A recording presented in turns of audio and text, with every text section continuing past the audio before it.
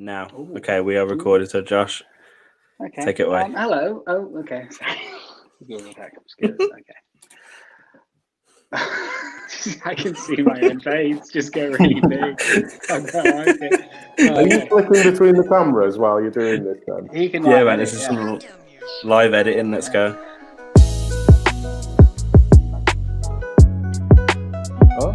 Hello, welcome to a very uncomfortable episode for me because we're doing this all on our phones for ease to be able to talk to different people. But that means there's no camera in front of me. That means I haven't set my mic up. Sorry to that one guy that only follows the channel because he likes how clean my mic is.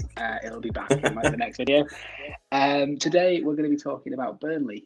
Why? Why are we talking about Burnley? That's because I know a Burnley friend, and we've been talking quite a lot about transfers, and in particular, what can only be described as a car crash of transfers that happened down at Turf Moor. So we just thought we'd chat to Elliot, see his opinion, see what he thinks of his team this season. I have a feeling it'll be optimistic, but me and Jay dispute that. So this is Elliot. Hello. Wow, look at that edit. Right, it's great, this is, isn't it? So I am a big Burnley fan. Elliot, you've been going to obviously you've been dipping off to matches before COVID since I've known you. Well, yeah, about 12 years. Been going to the game, season ticket for a while, work in a bar, so that kind of like dips with days off and things like that. So, but yeah, followed them for a long time. With all of the ups and downs, I'm sure. So yeah, weirdly, before we start, I will just pick up the fact that the Athletic have actually reported that in the surveys that they've done, United actually were voted to have a worse transfer window than you guys, which I thought was very funny. Like, as much as it wasn't Sancho, Tellez and Cavani and Van der Beek is somehow deemed worse than no one. Which I did quite enjoy. You'd be fuming if you were one of them three. But yeah, the simple fact of the matter is, before that we're going to spell out is I'm going to miss some people out here. I'm sure you've lost Ben Gibson, Aaron Lennon, Joe Hart, Jeff Hendrick. They're the big players. Yeah. Okay, obviously Joe Hart wasn't a starter. No, he hadn't played for 18 months. So. Oh really? Has it been that long? Yeah. We dropped him. We dropped him when we lost 5-0 to Everton on like New Year's Day, and Tom Heaton came in. Then he replaces Gazaniga. What's going on there? I don't understand that. I think Gazaniga did a fine job for you. He was great. He was. You know what? Joe Hart seems gobbier, and that's literally what Tottenham need. So we just need gobby players.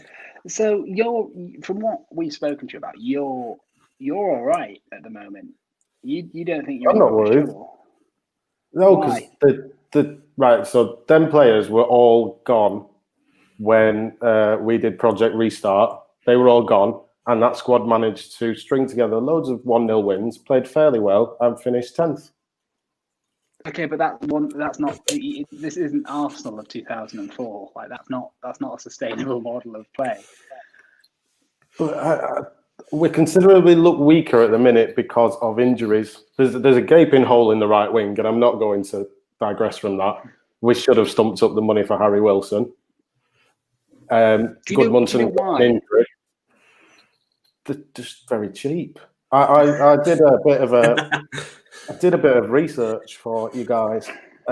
So how much do you think since dyche came in? What do you think our net spend is? I reckon it's going to be one of the lowest. I'm gonna plump for something like 16 million. So this is in the plus or negative? Oh God, okay, I'm going to say negative now. I was going to say plus. Whoa. I was going to say plus. Yeah, I was going to say 10 plus. No, we've spent more than we brought in, but this is over. 60. This is over an 8-year period as well. Dyche has been with us 8 years. 60, very close. Oh, 60. Okay, I said 16, but I'll take 60. Oh, it's 50 million, but if you work that out, it works out as about 6 3/4 a season in terms of spending. And then if you name you a player, and that's over 15 transfer windows.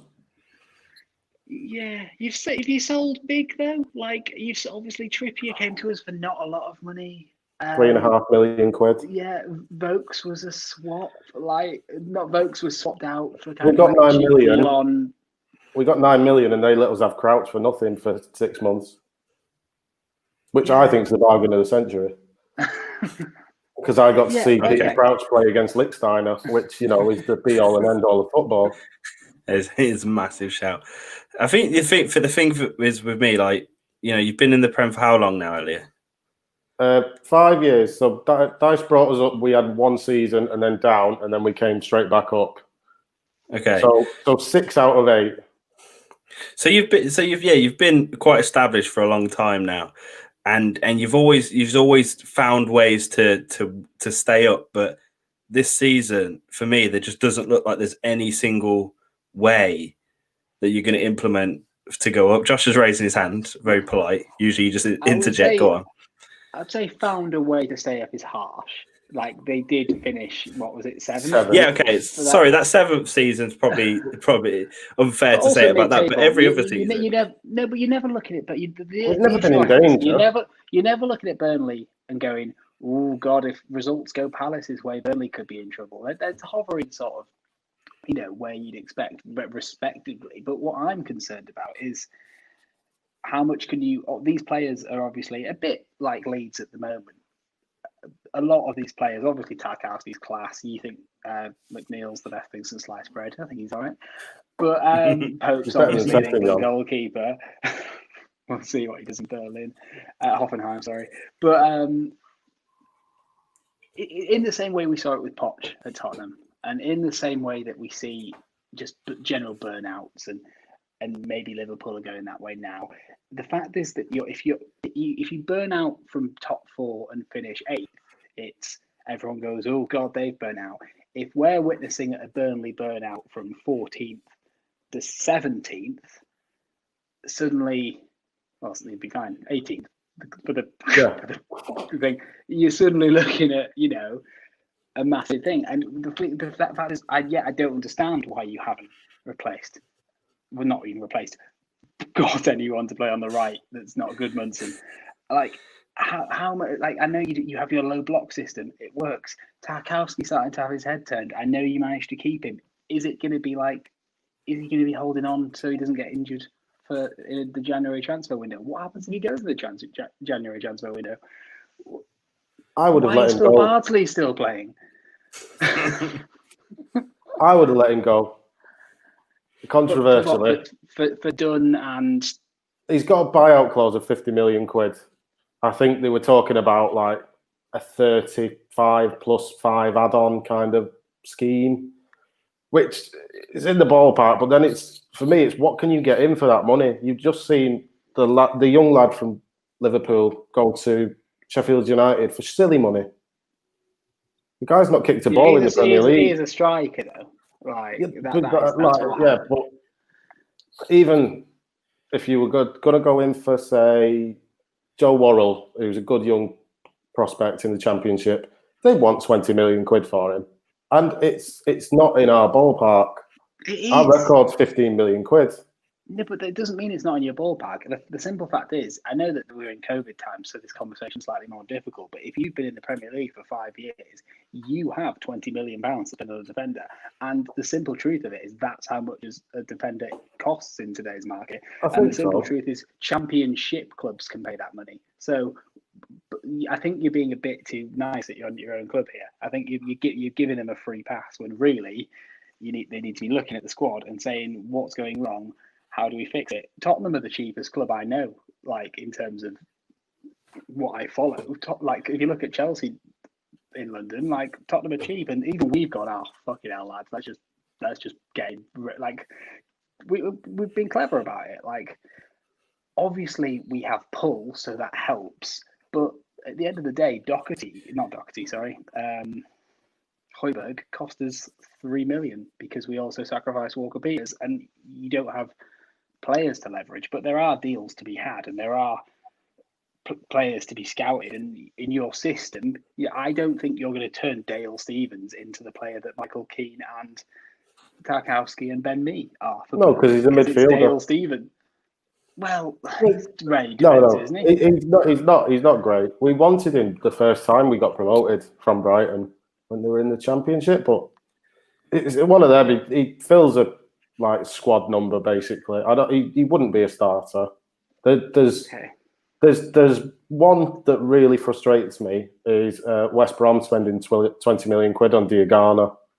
Like, why can't we go in for like a young, plays on the right, young, decent player kind of, and you could probably spin them in a few years for a few million quid more. Like that's the kind of model you kind of need for me.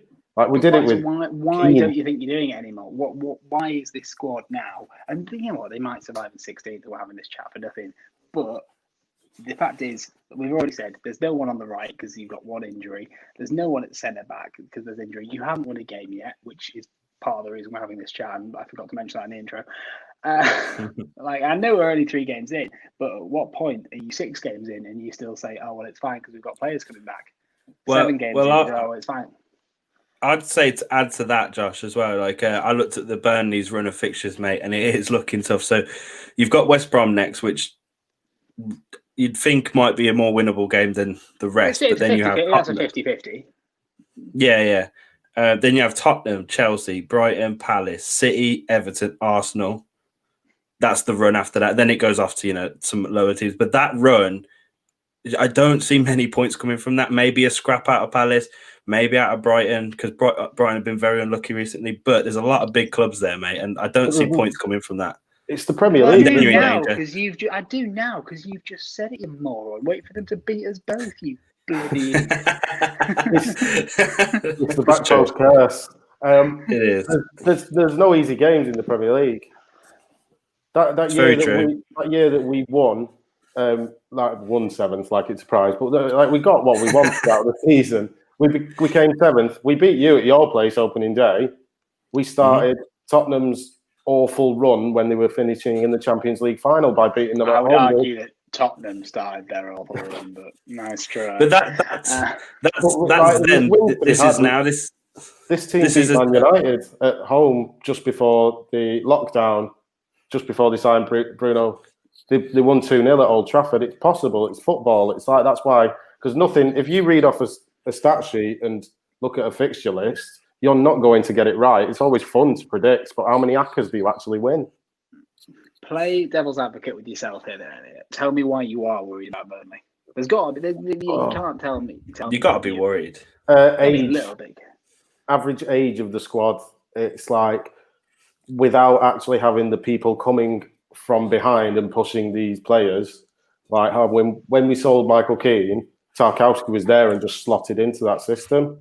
There's no actual person behind someone who I'm excited about. There's no, apart from maybe Josh Brownhill, who looks like a good level midfielder, but because right now he's having to fill out on the right wing. Apart from that, we don't have a 24-year-old centre back who, when they get injured, you're excited about him playing and getting his opportunity in the first team. And our average age must be up there, 29 easily. Ben Mee's over 30. Ashley Barnes is 30. Phil Bardsley's 52. He's just made his 300th appearance in the Premier League, and he only started when he was 26. Just as a slight side note, one of my favourite things is something that I'll stick in to my mind forever. I was just watching some Match of the Day quietly when I lived in Newcastle with my mate Josh, and yourself. Another Josh, the second one that was named Josh, and it was when he was at Stoke and he drilled a half volley into the net, and the commentator, without a moment's hesitation, should have said, "You cannot give Phil Bardsley chances like that." And I was like, "That's harsh." If I'm on the opposition team and that ball's falling to anyone, and let's say it was Stoke at that era, so there's Crouch there might be Charlie Adam running onto you, there might be, I don't know where Odin Wingy was. I think he wasn't quite there yet, and you sat there going, "Well, let's let it fall to Bardsley." Of anyone. Yeah, you put him below Shawcross, just about. just below. Yeah. Okay. So you admit there's. Well, what happened? Well, is Dyche staying? He doesn't seem like the happiest man. No, but he's built a culture at the club where I was discussing this with someone at work, and I said, what would he actually get? Because let's say West Ham sack Moyes, Eddie Howe's getting that job. Because for some reason he's labelled as a dinosaur because he plays 4-4-2 and we like to cross the ball and things like that. But we can defend and keep a clean sheet, which is something that Chelsea can't do when they've got like world-class centre-backs for some reason. Like it's part of the game. You defend and you attack. Yeah. And that's our only world-class centre-back, so... I mean, I've seen Rudiger play. Loud Thiago's over now. And he's one of the best athletes I've ever seen. He just needs someone to tell him what to do because he doesn't seem too bright. So maybe that could be the Thiago Silva role of like actually pulling these people into the right positions and then learning from him. Mate, that's exactly what he's been brought in for. He's been three at the back, and his role to be shouting at the two people next to him. Yeah, basically. Or even the influence on the training pitch could be a good one. I'm not totally against this. Anyway, thanks, but thanks, mate. He would need to take a sideways step for me.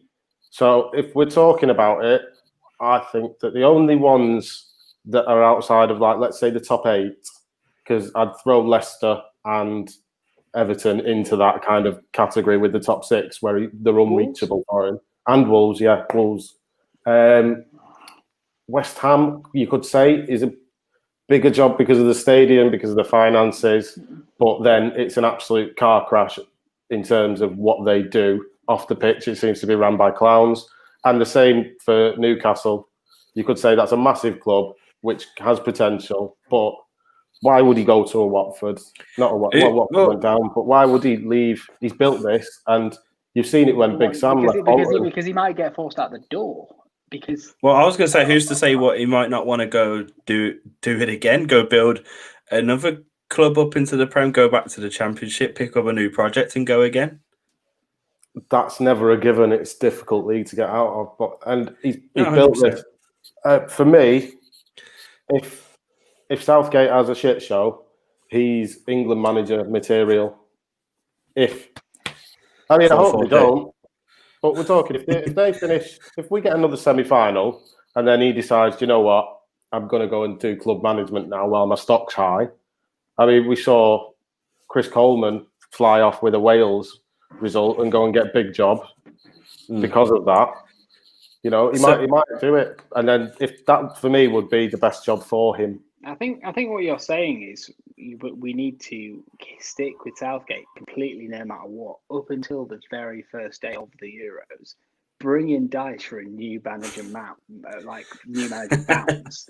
Win a few games because that's what happens. The image of Sean Dyche, big Sean Dyche, not in a disrespectful way, but just he's a broad man holding up the Euros is one I would imagine would never leave a frame in wherever Elliot lived. I'm here for that. Croatia. We go 1-0 up against Croatia 4 years ago. Only 2 years actually. Felt 2 years ago. We should have had a Euros this year. But if we go to 1-0 up and Dyche is the manager, we don't lose that game. Yeah, but what if Harry Kane doesn't pass it to Sterling? Listen, I've got a question for you. It's probably a difficult question to ask, but realistically, where would you put Burnley on the table at the end of the season? Where you finishing? I was going to ask that. There's minimal point. For me, I think that Sheffield United are going to have second season syndrome. Mm-hmm. Fulham.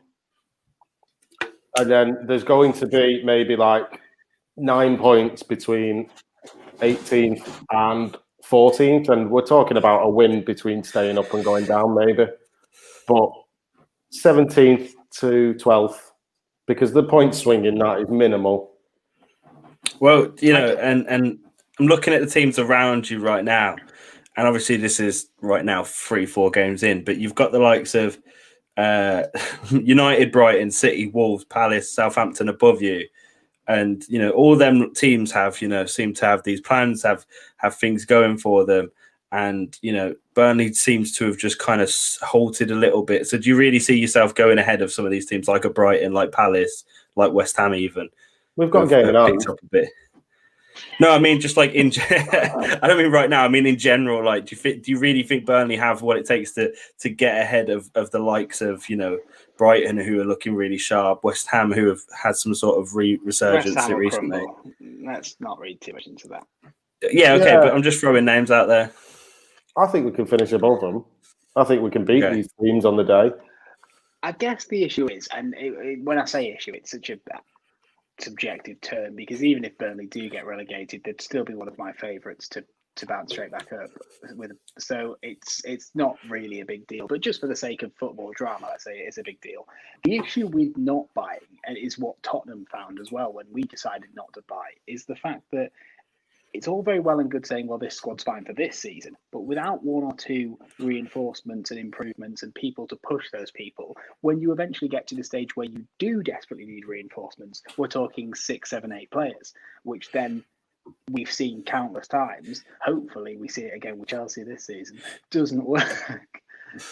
I'm kidding, Jay, but you know what I mean? In terms of like, it's not necessarily just we're talking about the short-term future when we're talking about the fact that you're not buying anyone. We're talking about the fact that football clubs rely on the smallest building blocks just constantly being put in place. And if you just, as Tottenham found out, if you don't do that for a season, suddenly everyone thinks the manager's a fraud and Mourinho's your boss and you're confused, which would be quite amazing if that happens to Burnley. But I would want to see that.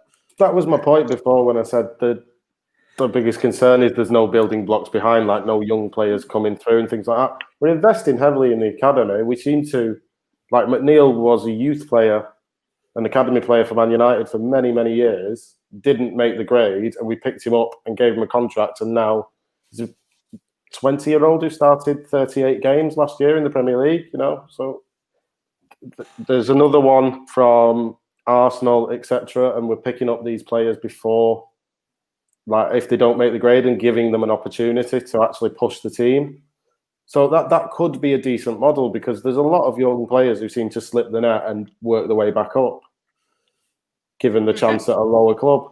It could possibly be a model that's worth investing in without paying the big money. We've got Michael Keane for £2.5 million, whereas now Man United would demand 15. Yeah, that's fair. That's fair. I think the market's changed that dramatically. You've done a successful job here, actually, because this may change by the time this video is out, but I feel slightly more confident about Burnley again. We'll wrap it up because no one watches. maybe Elliot should be a Burnley manager because he's convinced us that they're going to do all right. Not manager, just press secretary. PR, yeah. But if anyone's listening, my final question, because then we'll wrap up, is just a nice little hypothetical. Not Harry Wilson, because that's an easy answer. Give me a dream, realistic Burnley signing. Oh, Jadon Sancho.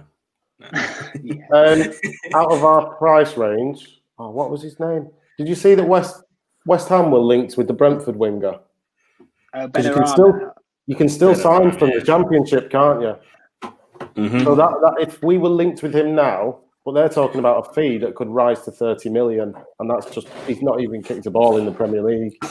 But neither had Ollie Watkins, and look at him go. Well, my dad said he'd be a player when he was at Exeter, so we should have picked him up then. Manager Elliot. No, he's cheaped out. He's cheaped out. Right. No, you're saying so. For me, Brentford do ridiculously well on this. Ollie Watkins from Exeter for £2 million. Like, cut out the middleman and stop paying silly money. I'd be investing in these kind of young talents. Like Mopig came for like £500,000 to them.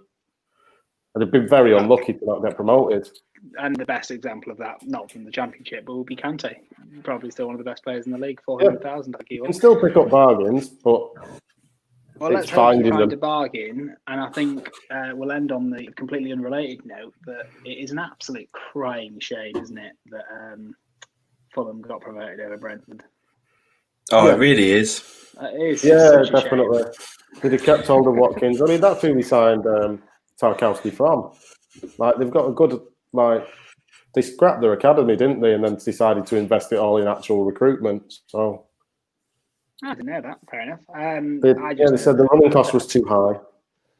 As much as we can't base things on FIFA, I turned on FIFA and Josh Allen has a 67 rated card, and that's just not acceptable for a Premier League. Like, poor Josh Oliver. He's still got a place in my Tottenham heart, and he's just. I mean, that's another thing. I was watching your video on transfers and rating everyone, and I was thinking, why couldn't we get a Lookman on loan? That would have been ideal. Yeah, and why is there a? I mean, obviously the answer is London, but that is what you have to fight against. There should not be, in terms of club, there should not be a bigger pull towards Fulham than there is to Burnley. In terms of where you are in the league. In terms of players like living in London, obviously they're going to go to London. But yeah, no, that is fair. Well, it shouldn't be an excuse for Loftus-Cheeks to go to your local rivals. It's ridiculous. Chelsea, what are you doing? Sell Loftus-Cheek loan Loftus-Cheek to Burnley. Yeah. I prefer that, to be fair. Palace is an okay loan for him, but this is your local rival. I mean, no, they're no threat to you, and he won't actually play. Yeah, no, we really don't care about Fulham, mate. No. Having that on his CV is awful. Maybe I'm being, again, rose-tinted glasses here, but Oliver Skip to Norwich, he could have done a job for you guys. I promise you that kid is... Yeah, I'd rather have him than the Stevens. It's great. But our history of loan players is quite bad. Like, actually playing them. But we don't actually... Dyche doesn't seem to play them. Like, for him, you've got to earn a place in the squad, and if they don't do it within 6 months, like, Poch would be like, well, he played 3 times. What was the point? He might as well have been here and trained with world-class players. We had Bamford, we had Chalobah on loan, and I think they played like 5 games each. Well, I think that's the conversation done there, isn't it, Josh? Yeah, we're about to hit half an hour, so let's not do that. But yeah, and in the meantime, I'm still concerned about Burnley. Elliot's not. I trust it. Listen to Elliot more than me. He watches him. He definitely knows more than us, Josh. me and Joe are just looking at the names on the paper and going. Ugh. I'm still looking at Leeds and thinking they crumble though. So what do I know? I'm sticking to that. Yeah, we're not talking about that. You just buried yourself with that one. Yeah, that's it. Well, thanks for watching. Yeah, I'm going to put myself on. Thanks for watching, everyone. Really appreciate you watching. We didn't say this at the start, but if you're here now, please do like and subscribe. We're nearly 500. We're like 15 away when we're recording this, so please get us for that. Josh has disappeared. I'm talking to you, Burnley fans. I'm talking to you. There's no other content for you here. This video is we'll get any subscription, then there's no other Burnley content. It's not. There's vizeh, who's like one of the biggest YouTubers, but listen. No, I didn't mean that. I meant we're not making anything else. Just subscribe to this video. Just subscribe to us. That's what we're saying. I could get some more views. Anyway, listen, that's it. We're done. Thank you, everyone. Elliot, do you want to say what we say? Go away. Tell your dad. Elliot, go on. Do you want to say it? Give the back post a shout out. Tell your dads, everyone.